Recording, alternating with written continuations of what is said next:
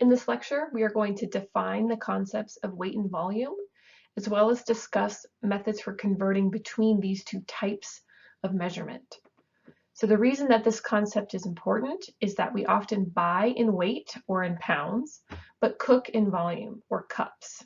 So meaning our recipes tell us to use cups of flour, cups of broth, etc. So as a result, we need to be able to move between the two types of measurement so that we can get accurate per serving costs. Because again, a make-buy analysis, the primary goal is to get a per serving cost of an item made in-house and compare it to a per serving cost of an item purchased on the marketplace. So let's start by defining these concepts. First, we have weight, which is a measurement of mass or how heavy something is. You know that you're measuring something by weight if you use a scale to measure it. So the primary or really only measure that we have of weight is a scale. There could be different types of scales, but a scale. And the units that we use to measure things by weight are pounds, kilos, grams, ounces. Now please note that when I say ounces, I do mean ounces by weight. So that is different than fluid ounces, which is what we use to measure volume. So volume, in comparison to weight, is the measurement of how much space something takes up. So this is measured by volumetric measurements, so something that can actually measure space, like a cup, a measuring spoon, a ladle, something along those lines. The units for volume include fluid ounces, cups, teaspoons, etc. So in many professional kitchens, weight, having all your recipes by weight is the only way that they cook and prepare foods because this is more accurate. So you might find recipes that are in weight. Although more commonly, at least in American kitchens, especially home kitchens, we are measuring our recipes in volume. And again, in order to get accurate recipe costs, we have to be able to effectively move between weight and volume. So I want to provide you with somewhat of a silly example, but I think it helps cement these concepts.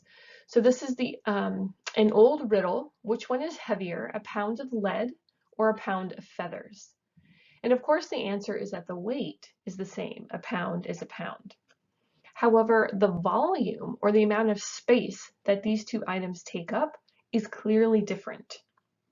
So the lead is taking up much less space than the feathers. However, in this example, their weight is identical, but their volume is very, very different.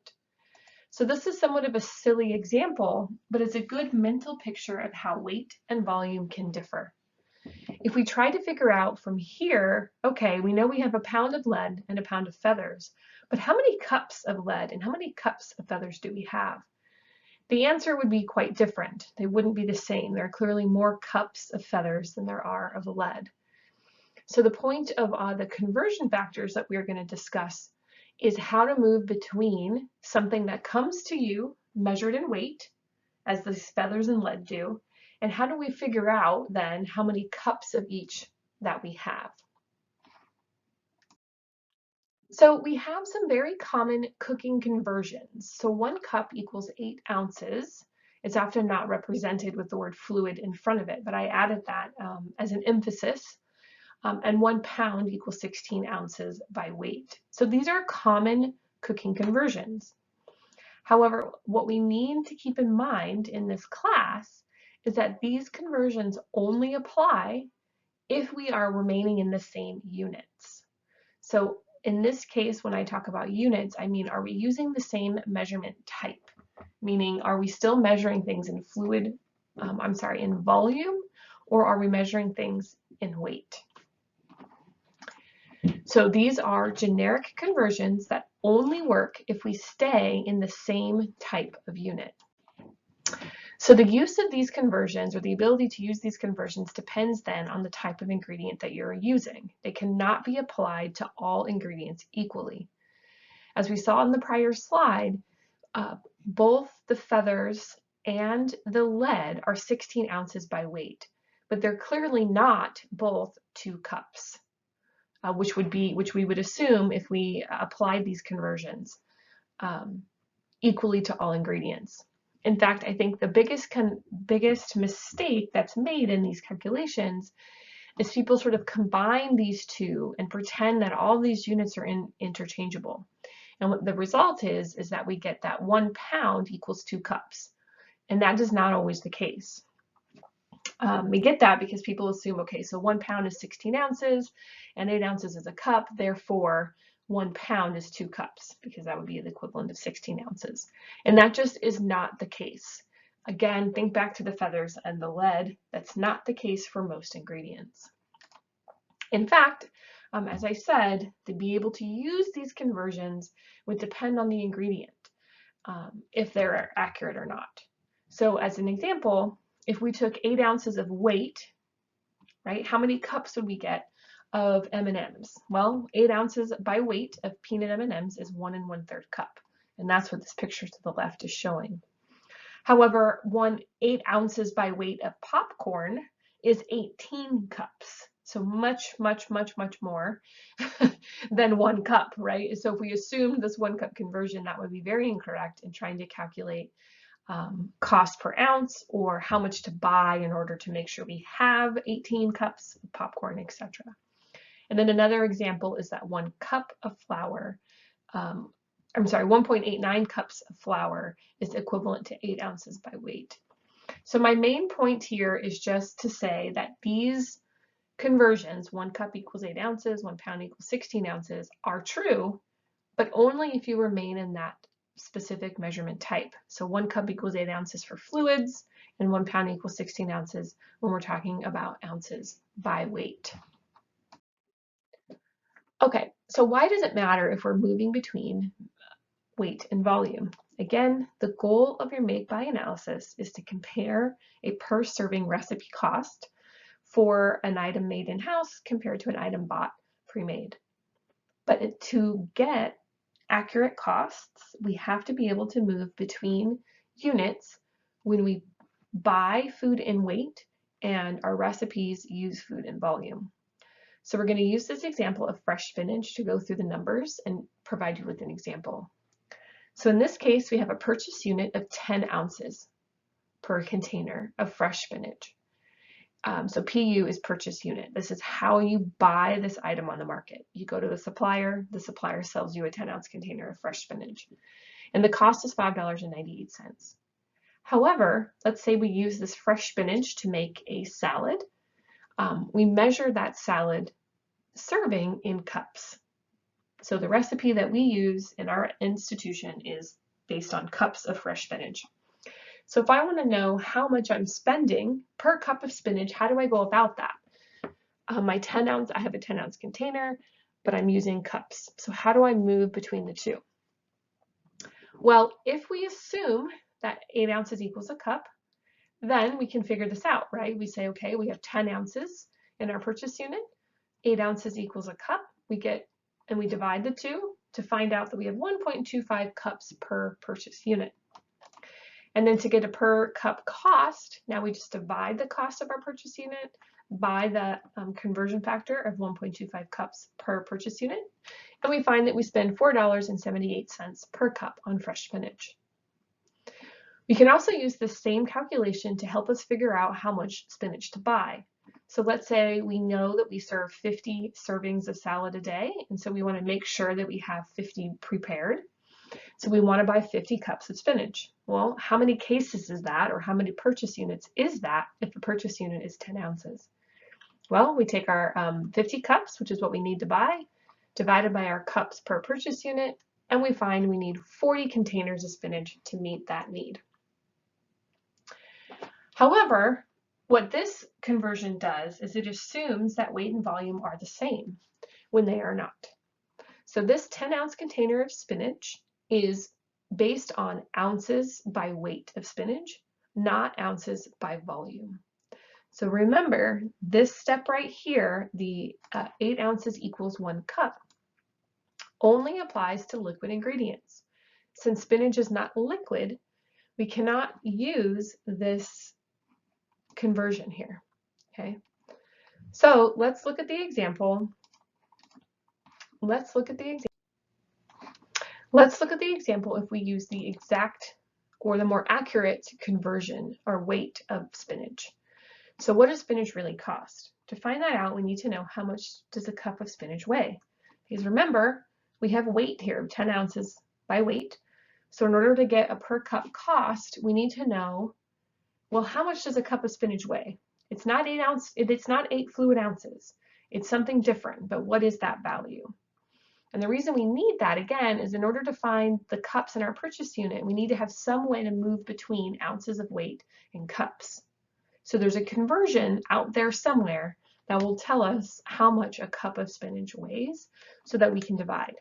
Now remember, in any math, you have to have common units in order to divide. So I have to find some sort of conversion that gives me ounces by weight in order to move between the two. So what we know is 1 cup of spinach is 2.67 ounces. How do we know? This particular value came from a kitchen test. So we weighed cups of spinach multiple times on a scale and averaged the value to get 2.67 ounces.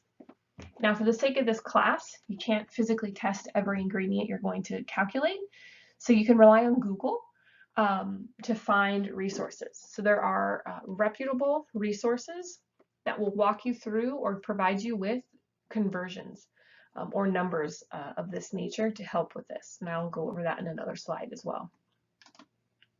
So now if we apply the same calculations we did above, but using the actual an accurate conversion where we're using weight and weight, so 2.67 ounces per cup and 10 ounces per purchase unit. So now our units match, right? We have 10 ounces by weight, 2.67 ounces by weight.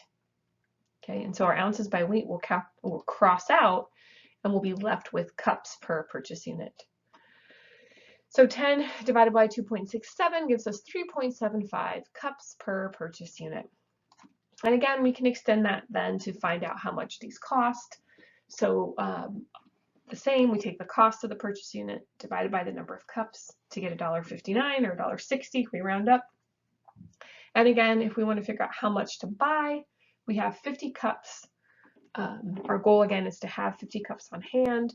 3.75 cups per purchase unit means we buy 14 containers of spinach.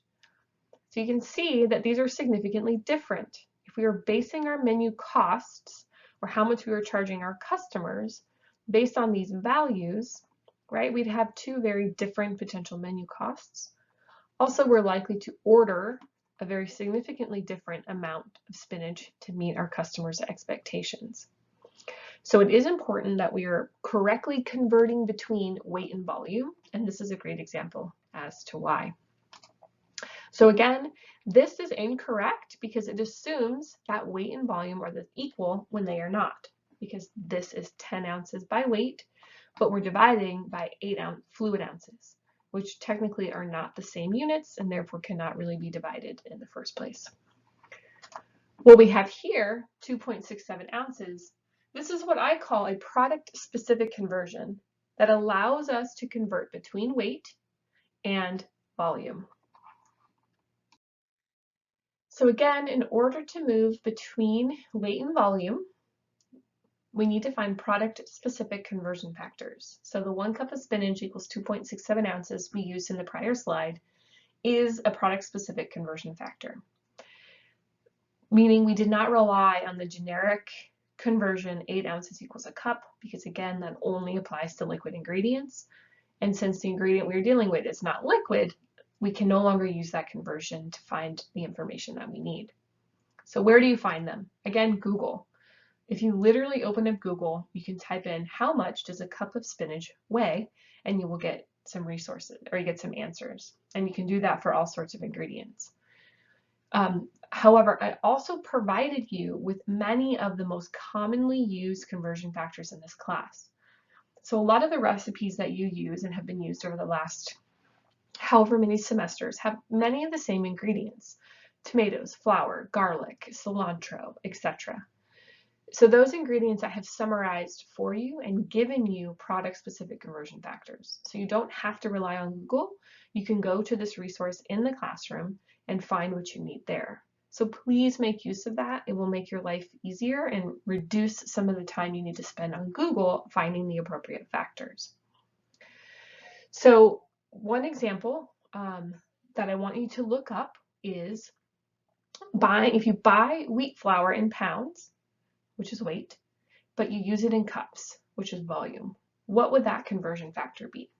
So if you pause this recording and just do a quick Google search or try to find it on the Make by Analysis conversion factor resource, we'll then use that number in the next slide to go through one final example about converting between weight and volume and getting a per serving cost of our ingredients. Okay, hopefully you did some searching and you found a conversion factor to move between weight of flour and volume of flour. So we're going to apply that conversion factor to an example. So in this example, our purchase unit is 50 pounds of flour. This is just generic wheat flour, and it costs $84.95 for 50 pounds. Our recipe unit, or the unit we're going to cook in, is in cups. So let's say we're making bread and it calls for 2 cups of flour. But again, we buy our flour in pounds. So how do we figure out how much a cup costs? So let's go step by step. First, we need to find our product-specific conversion factor. And we need to do that, again, because our purchase unit is in weight, pounds, and our recipe unit is in volume, cups. Therefore, we cannot use 16 ounces equals 1 pound or 8 ounces equals 1 cup, because we are converting between 2 different types of measurement with 2 different types of units. Pounds and cups are different units, and therefore we need some sort of bridge to be able to move between the two.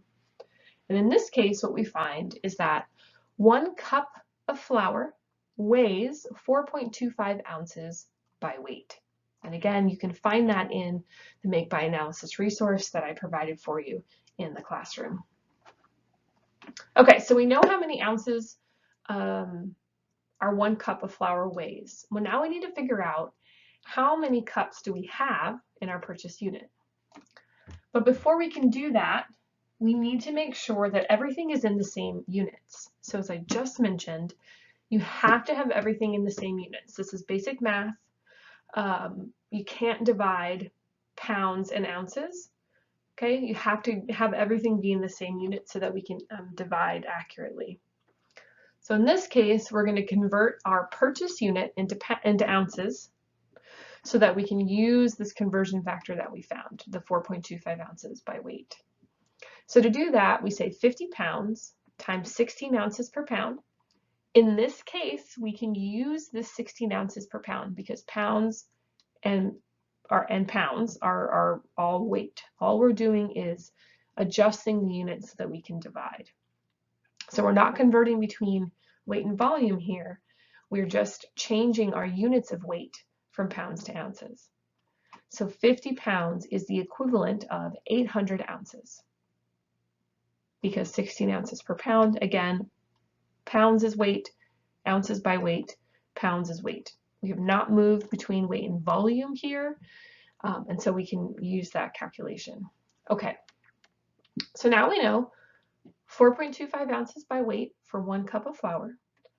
Our purchase unit is 800 ounces by weight. So if we want to figure out the cost, we need to first figure out how many cups do we have in our purchase unit. So we divide the weight of our purchase unit by the weight of 1 cup, and the number that we get is cups per purchase unit. And again, in this case, our recipe units are cups. So our 50-pound bag of flour is giving us 188.25 cups of flour.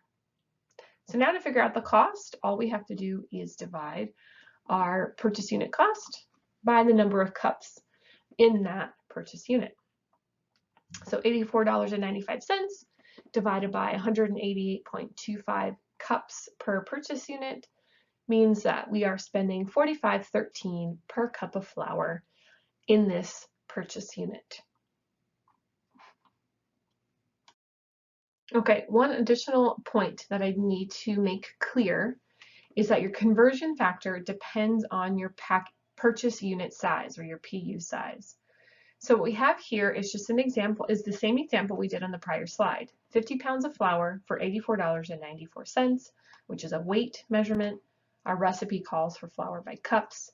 We calculated how many, first we found a product specific conversion factor, then we calculated, we converted the purchase unit into ounces so that we could use that conversion factor. We calculated the number of cups per purchase unit, and then we calculated the cost per cup. So clearly, if this purchase unit size changes, if it gets bigger or smaller, then this value, this 188.25 cups per purchase unit, is going to change because we're going to have more or less flour. So the conversion factor that we use to calculate the cost per cup changes with our purchase unit size. So let's look at an example. So let's assume we're still buying flour, but we're buying it in smaller amounts. 10 pounds of flour for $13.24. So we're in the same situation we were in the prior purchase unit, except for the unit size has changed. That's the only difference. We buy in weight, we cook in volume, we need to convert between them. So the conversion here is the same. This is the product-specific conversion factor that allows us to move between weight and volume. This remains the same. 1 cup of flour will always be 4.25 ounces by weight. That doesn't change based on the purchase unit size. Where it changes, or where this overall calculation changes, is here, right? If we compare these two lines of 50 pounds times 16 ounces equals 800 ounces in our purchase unit, with 10 pounds times 16 ounces, right, we get a different purchase unit size. And so that's just based on, right here we're talking about, okay? That's just based on the size of the purchase unit. So we have less flour available, therefore the size of our purchase unit is smaller. But we do the math in the exact same way. So now instead of taking 800 ounces, our purchase unit is only 160, but we still divide by our same product-specific conversion factor. And now we find out that in this particular purchase unit, we have 37.64 cups per purchase unit. We take the cost of the purchase unit, divide it by the number of cups per purchase unit, and we're left with a per cup cost. So when we are converting between weight and volume, the size of your purchase unit does matter.